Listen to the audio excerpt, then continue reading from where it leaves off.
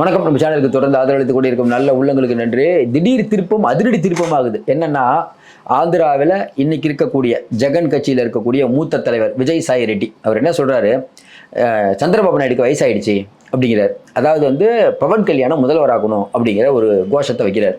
இதை சொல்றது யாரு? ஜெகன்மோகன் கட்சி. இன்னொரு பக்கம் பார்த்தீங்கன்னா, பவன் கல்யாண் பூந்து விளையாடுறாரு. காக்கிநாடா துறைமுகத்தில் போய் அங்கே அரிசியை பிடிக்கிறதாகட்டும், சட்டம் ஒழுங்கு சரியில்லை, சட்டம் ஒழுங்கு அமைச்சர் அனிதாவை மாற்றணும் அப்படின்னு அவர் ஒரு பெரிய சிக்கல். இப்படி நாயுடுவுக்கு என்னென்ன டஃப் கொடுக்க முடியுமோ அதெல்லாம் கொடுத்துட்டு இருக்காரு. அங்கே இருக்கக்கூடிய பிஜேபியினர் அமைதியாக இருக்காங்க. இதுதான் பெரிய டாக். அப்போ பவன் கல்யாணை முன்னிறுத்தி, ஏன்னா பவன் கல்யாண் பிஜேபிக்காரர் ஏற்கனவே இப்போ முதல் நாள் சொன்னோம், நீங்கள் எழுதி வச்சுக்கோங்க, பவன் கல்யாண் தான் அடுத்த சிஎம் வேட்பாளர் ஆந்திராவுக்கு.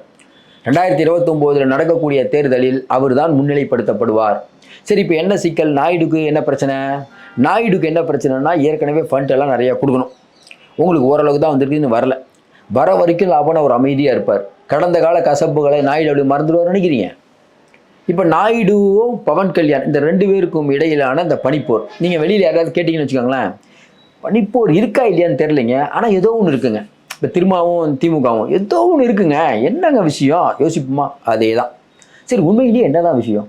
நம்ம என்ன கேட்குறோம், பவன் கல்யாண் அவர்கள் காக்கிநாடா துறைமுகத்தில் போய் 160 டன் மெட்ரிக் டன் அந்த அரிசி கடத்தப்படுவதை பார்த்துட்டு, என்னங்க இது இந்தியா இப்படி போகுது, நம்ம ஊர் இதெல்லாம் இவ்வளோ ஊழல் நடக்குதா அப்படிங்கிறாரு. யாரை சொல்கிறாரு? சட்டம் ஒழுங்கு சீர்கேடுங்கிறாரு. யாரை சொல்கிறாரு? ஐயா வேறு தான் சொல்லிட்டு இருக்காரு. சரி, ஏன் சொல்கிறாரு? பவன் கல்யாண் ஒரு கணக்கு போடுவார். என்ன கணக்கு போடுறாரு? பவன் கல்யாண் இல்லை, பிஜேபி கணக்கு. என்ன கணக்கு போடுவாங்க?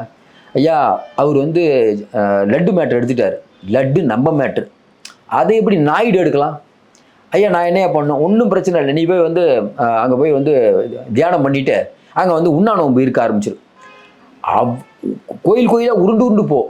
இப்போ நாயுடுவோடைய பிரச்சாரம் எடுபடுமா? நம்ம பிரச்சாரம் எடுபடுமா? பிஜேபி கடவுளை வழிபடுறது பிடிக்குது, நாயுடு கடவுளை வழிபடுறது கிடையாது. நாயுடு எடுபடாது. ஏன்னா இவர் என்ன இருந்தாலும் நடிக்கலாம். ஆனால் அவர் பிறவி நடிகன் மோடி. இவர் நடிக்க தெரியல. ஏன்னா இவர் என்ன இருந்தாலும் முஸ்லீம் ஓட்லாம் வேணும். ஆனால் அவருக்கு அப்படி இல்லை. முஸ்லீம் ஓட்டு அவருக்கு தான் போட மாட்டாங்களே. பவன் கல்யாண் சூப்பர் சிஷியாக மாட்டிக்கிட்டார். அடித்து தூள் கிளப்புங்கிறார். இப்போ ஆந்திரா அரசியலில் பிரச்சனை என்ன? முதல்ல நான் லட்டு மேட்ரு சொன்னீங்க. அடுத்து என்ன சொன்னீங்க? நாயுடு இவர் நம்ம ஜெகன் வீட்டுக்கு முன்னால் நிறையா இடத்தெல்லாம் ஆட்டையை போட்டார். ரைட்டு, சொகுசு பங்களா கட்டியிருக்கார். கரெக்ட்.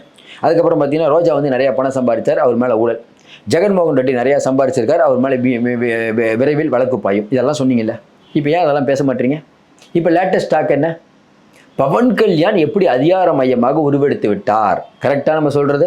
இப்போ பவன் கல்யாண் என்ன பண்ணுறாரு? பிஜேபி என்ன சொல்லுதோ சூப்பராக கேட்டுட்ருக்காரு. என்ன கேட்குறாரு? நாயுடுக்கு குடைச்சல் கொடுக்கணும். சரி, இப்போ நான் இன்னொன்று எல்லாரும் கேட்குறாங்க, நாயுடுக்கு குடைச்சல் கொடுத்தா எங்கே போவார்?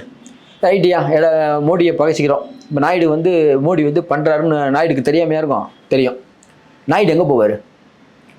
இந்தியா கூட்டணிக்கு போனோம்னா ஆட்சி அமைச்சிட முடியுமா? ஏற்கனவே ஃபண்டு கிண்டு நிதி பற்றாக்குறை அந்த அளவுக்கு இருக்குது. மோடி கையில் இப்போ லெகான் இருக்கா, நாயுடு கையில் லெகான் இருக்கான்னா மோடி கையில் இருக்குது. ஆனால் நிதிஷ் வேறு. இப்போ நிதிஷா நாயுடுவா ரெண்டு பேரில் யார் சூப்பர் ஹீரோனா நிதிஷ் தான் சூப்பர் ஹீரோ. அவர் இழப்பதற்கு ஒன்றும் இல்லை. அடுத்த வருடம் தேர்தல் வருகிறது. அப்போது பிஜேபியிடம் நிறையா சீட்டுகளை பெற்றுக்கொள்வார். பிரச்சனையே இல்லை. மேலே வேறு எம்பி இருக்காங்க, இன்னும் பிரச்சனை இல்லை. தர லெவலுக்கு இருக்கும் வரையும் இல்லைன்னா நேராக போய் லல்லுவோட கூட்டணி போட பிரச்சனையே இல்லை. ஆனால் நாயுடுக்கு என்ன பிரச்சனை? வேறு எங்கே போவீங்க நீங்கள்? யாருங்க ஆதரவு? உங்கள் பேர்லேயே உங்கள் பையன் நாரா லோகேஷ் மேலே அவ்வளோ கேஸ் இருக்குது. நீங்கள் வந்தோடனே தேனாரும் பாலாரும் ஓடும். நீங்கள் பண்ணீங்களா? இலவச பயணம், அப்புறம் உதவித்தொகை கொடுக்குறேன்னீங்க, போலாவரம் திட்டத்தில் பெருசாக பண்ணுறோம்னு சொன்னீங்க. எதுவுமே பண்ணலையே. ஏன்? ஃபண்ட் இல்லை. ஒவ்வொரு முதியோர் தொகை மட்டும்தான் உயர்த்தியிருக்காரு. இந்த ஜெகன் ஆட்சியில் வாலண்டியர்ஸ் அப்படின்னு போட்டு உங்கள் வீட்டில் ரேஷன் கார்டு இல்லை பட்டா மாற்றணும் எதுனாலும் வீட்டுக்கே வாங்கிட்டு போவாங்க. அவங்களுக்கெல்லாம் இப்போ வந்ததுலேருந்து சம்பளம் கொடுக்கல. இவ்வளோ பொருளாதார நெருக்கடி இருக்குது. அப்போ பிஜேபி என்ன யோசிக்கும்? நீ தேவையில்லாமல் என் லைனுக்கு நீ வரக்கூடாது, உன் லைனுக்கு நான் வரமாட்டேன். நீ தேவையில்லாமல் திருப்பதி லட்டை தொட்டுட்ட, என்னை தொட்ட நீ கெட்ட. ஏன்னா இது பிஜேபியோடைய கண்டென்ட்டு. இந்த பிஜேபியோட கண்டென்ட் இவர் எப்படி எடுக்கலாம்? இப்போ என்ன சிக்கலாச்சு?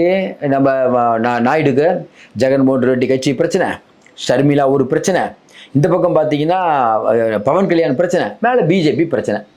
யாரை தான் நம்புவதோங்கிற மாதிரி யாரையுமே நம்ப முடியல. ஒரு பக்கம் பவன் கல்யாணுடைய மூமெண்ட்டு நல்லா தெரியுது, பிஜேபி சொல்லி தான் பண்ணுறாருன்னு நாயுடுக்கு தெரியுது. தெரிஞ்சவர் என்ன பண்ணுவார்? வேறு எந்த கூட்டணிக்கு போகிறீங்க? அப்போ நாயுடுவை லாக் பண்ணியாச்சு.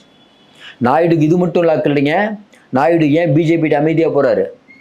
இதே நாயுடு ஜெகன்மோகன் ஆட்சியில் எத்தனை தடவை அமித்ஷா வீட்டு படி ஏறி இருப்பார். அதாவது நாயுடு வந்து நம்ம வாஜ்பாய் நம்ம மோடி வந்து சிறப்பு அந்தஸ்து தரலன்னு தானே வெளியில் வரீங்க. வெளில வரும்போது நாயுடு என்ன சொன்னார்? பிஜேபியுடன் கூட்டணி வைக்க மாட்டேன்னு சொன்னீங்களா இல்லையா? வந்தீங்க. அதுக்கப்புறம் என்ன நடந்தது? நீங்கள் வழிய போனீங்க. அமித்ஷாட்ட எவ்வளோ நாள் அப்பாயின்மெண்ட் கேட்டிருப்பீங்க. அமித்ஷா உங்களை அப்பாயின்மெண்ட்டு கூப்பிட்டு நிறைய பேருக்கு தெரியும், ஆந்திரா இருக்கணும்னு தெரியும், 3 நாள் உங்களை டெல்லியில் காக்க வச்சார். உண்டா இல்லையா? 3 நாள் எதுக்கு போனீங்க டெல்லி? 3 நாள் ஹோட்டல் அறையிலே காத்திருந்தாரா இல்லையா இதே நாயுடு? நமக்கு நல்லா ஞாபகம், கடைசி நாள் அப்பாயின்மெண்ட் கொடுக்குறேன்னு சொல்லிட்டு ஃப்ளைட் டிக்கெட்லாம் கேன்சல் பண்ணார். கேன்சல் பண்ணிட்டு பார்க்கல. இப்போ ஜெயிலுக்கு போனார்ல அவங்க பையன் நாரா லோகேஷ், எவ்வளோ முயற்சி பண்ணார், டெல்லிக்கு தான் போனார், பார்க்க முடியலையே. அதுக்கப்புறம் புரந்தேஸ்வரி மாநில பிஜேபி தலைவர் அந்த மாதிரி தான் கூப்பிட்டு போனாங்க. உண்டா இல்லையா? அதுக்கப்புறம் தானே வெளில வந்தீங்க நீங்கள். இன்றைக்கி இருக்கக்கூடிய சூழ்நிலை என்ன நிலைமை? எல்லாமே இருக்குது, நிம்மதி இல்லை. இப்போ நாரா லோகேஷ் மேலே கேஸ் இருக்குது, இவர் மேலே திறன் மேம்பாட்டு கழக ஊழல் இருக்குது. மேலே வந்து சிபிஐ விசாரிக்க முடியும் நினச்சதுன்னா. நீங்கள் வெளியில் போனீங்கன்னா விசாரிச்சிருவோம், முடிஞ்சது கதை. வேறு எங்கே இப்போ நம்ம நிதிஷ்காவது ஒரு போக்கிடம் இருக்குங்க, அவங்க போக்கிடம் இல்லையா? இன்னொன்று நிதிஷ்க்கு இன்னொரு திருப்பு சீட்டுனா எலெக்ஷன் வருது, அது வரைக்கும் நிதிஷோட தயவு மோடிக்கு தேவை. ஆனால் இவருக்கு நாயுடுக்கு அப்படி பிரச்சனை இல்லை, 5 வருஷம். ஆனால் 5 வருஷம் நீங்கள் முதலமைச்சராக இருக்கிறதுக்கு எப்படி முடியும்? கெஜ்ரிவாலை தூக்கி நாங்கள் உள்ளே வச்சிட்டோம், ஹேமந்த் சோரனை வச்சு உள்ளே வச்சிட்டோம், இங்கே இருக்க செந்தில் பாலாஜி தூக்கி உள்ளே வச்சிட்டோம். உங்களை தூக்கி உள்ளே வைக்கிறதுக்கு எவ்வளோ நேரம் ஆகும்? உங்களை மட்டும் தூக்கி வைக்க மாட்டோம், உங்களையும் உங்கள் பையனையும் சேர்த்தே தூக்கிடுவோம். அப்புறம் உங்கள் மனைவி தான் வரணும், உங்கள் மனைவி மேலேயும் கேஸ் இருக்குது நிறையா, குடும்பத்தையும் உள்ள தூக்கி போட்டு விட்ருவோம். முடிஞ்சா? அப்போ ஆட்டத்தை ஆரம்பித்தது யார்? ஆட்டத்தை முதலில் ஆரம்பித்தது நாயுடு தான். நல்லா தான் போயிட்டு இருந்துச்சு. ஆனால் இப்போ ஆட்டத்தை முடிச்சு வைக்க போகிறது மோடி. இப்போ பவன் கல்யாணை வைத்து மோடி சேராத இடங்களிலே சேர வேண்டாங்கன்னு அதான். ஜெகனுக்காவது ஒரு பிரச்சனை தான், இவருக்கு பல பிரச்சனை. இதை எப்படி நாயுடு சமாளிக்க போகிறாருன்னு தெரில. அதுவும் தொடர்ந்து நம்ம சொல்கிற மாதிரி வெளியிலே பார்ப்பதுக்கு நல்லதாங்க தெரியும். நீங்களே கொஞ்சம் யோசனை பாருங்களேன், எந்த ஸ்டேட்லேயாவது இப்போ ஒன்றும் இல்லை, திமுக கூட்டணியில் திருமாவளவன் இருக்கார்.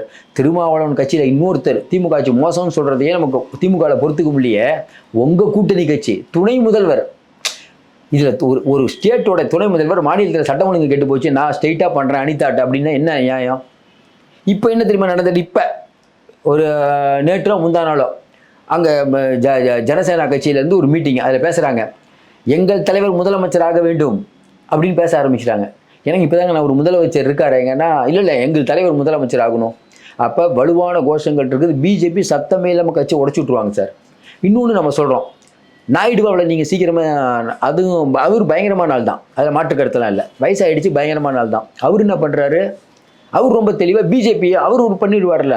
அவர் பவன் கல்யாணையும் பிஜேபியும் உடைக்கணும்னு அவர் பார்க்குறாரு. ஆனால் என்னென்னா இன்றைக்கி இருக்கக்கூடிய சூழ்நிலையில் அவர் மேலே, அவங்க மனைவி மேலே, அவங்க பையன் மேலே வழக்குகள் நிறையா இருக்குது. சென்ட்ரல் நினச்சா தூசு தட்டலாம், தட்டிக்கிட்டு உள்ளே வச்சிட்டாங்கன்னா முடிஞ்சது கதை. அது யோசிக்கிறாரு, கட்சியை உண்டுலாம் பண்ணிடுவாங்க. உத்தவ் தாக்கரே என்ன பண்ணாங்க? நாளைக்கு நாயுடு உள்ளே போயிட்டு வேறு யாராவது ஒருத்தர் உத்தவ் தாக்கரே மேலே கேஸ் இல்லைங்க, இவர் மேலே கேஸ் இருக்குது. ஆனால் இந்த விஷயங்களை பொறுத்த வரைக்கும் மிகப்பெரிய நெருக்கடியில் இருக்கிறார். எல்லாத்தோட ஹைலைட்டு உள்ளே பூந்தார் பாருங்க ஜெகன்மோகன் ரெட்டி, அவங்க கட்சியிலேருந்து சாய் ரெட்டி. அதெல்லாம் ஒன்றும் பிரச்சனை இல்லை, வயசாகி போச்சுன்ட்டார் பாருங்க. இப்போ ஜெகன்மோகன் ரெட்டி கூட ஆதரவா பிஜேபிக்கு சொல்ல முடியாது. இவருக்கு நாயுடு தாங்க பிரச்சனை, மோடி எனக்கு உங்களெலாம் பிரச்சனை இல்லை, நீ பவன் கல்யாணம் நான் ஓகேங்க நான் ஆதரவு தரேன்னு அவர் சொல்லிட்டாருன்னா மொத்தமாக சேர்ந்து நொறுக்கி எடுத்துருவாங்க. அதனால் இன்றைக்கி இருக்கக்கூடிய சூழ்நிலையில் நாயுடுக்கான நெருக்கடி முற்றிவிட்டது. பிஜேபியுடன் சேர்ந்து நம்பியும் கெட்டு போனார். மீண்டும் சந்திப்போம். நன்றி, வணக்கம். உங்களுக்கு இந்த வீடியோ பிடிச்சிருந்துச்சுன்னா லைக் பண்ணுங்க அண்ட் உங்களோட கருத்துக்களை கமெண்ட் பண்ணுங்க. மறக்காம சப்ஸ்கிரைப் பண்ணுங்க.